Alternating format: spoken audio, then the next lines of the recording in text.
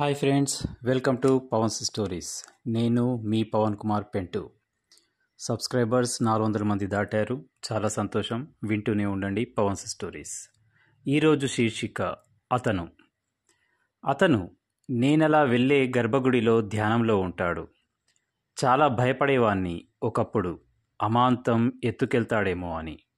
ఇప్పుడు ఆ భయం లేదు, కానీ చూసిన ప్రతిసారి ఎత్తుకెళ్తూనే ఉన్నాడు నన్ను, నా మనసును మరింత అమాంతంగా.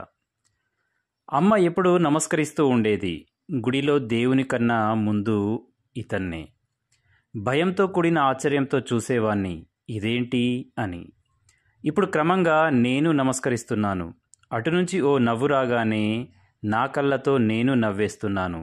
ఇదే సరైన పద్ధతని. అతని జుట్టు శివుని జటాజూటంలా జడలు కట్టి ఉండేది.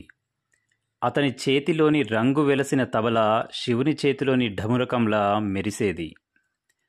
ఉగ్రంలో శివయ్య నాట్యం చేసినట్టు భక్తిలో ఇతని చేతివేళ్లు తబలాపై నృత్యం చేసేవి. తలను ఊపుతూ, కనుబొమ్మలు ఎగిరేస్తూ, శ్వాసను శాసిస్తూ అతను చేసే భంగిమలకు, ఆ దరువుకు అందరం మంత్రం వేసినట్టుగా బొమ్మలం అయ్యేవాళ్ళం. ప్రళయగీంకారం చేస్తూ గంగమ్మ భువికి దిగినట్టుగా అప్పుడే కాస్త భయంగా, అప్పుడే కాస్త అందంగా, ఆపై మరింత సమ్మోహనంగా అలా మంత్రముగ్ధుల్ని చేసేసేది ఆ శబ్దం. అతని అలౌకికంలోకి క్రమంగా మమ్మల్ని లాక్కెళ్ళేవాడు, నన్ను, ఆ దేవుణ్ణి కూడా.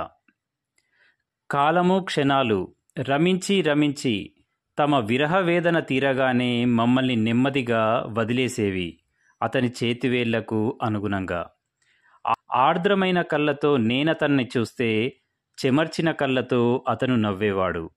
ఆ నవ్వుకి ఎన్నో అర్థాలు. సెలవు, ఇక వెళ్ళమని, వెళ్ళు కానీ మళ్ళీ రా అని. అతను అతనే. శివయ్యకు అతనికి పెద్దగా తేడా ఏం లేదు మరి. ఇది ఫ్రెండ్స్ ఈరోజు కవిత. Like, subscribe మరవకండి. నేను మీ పవన్ కుమార్ పెంటు.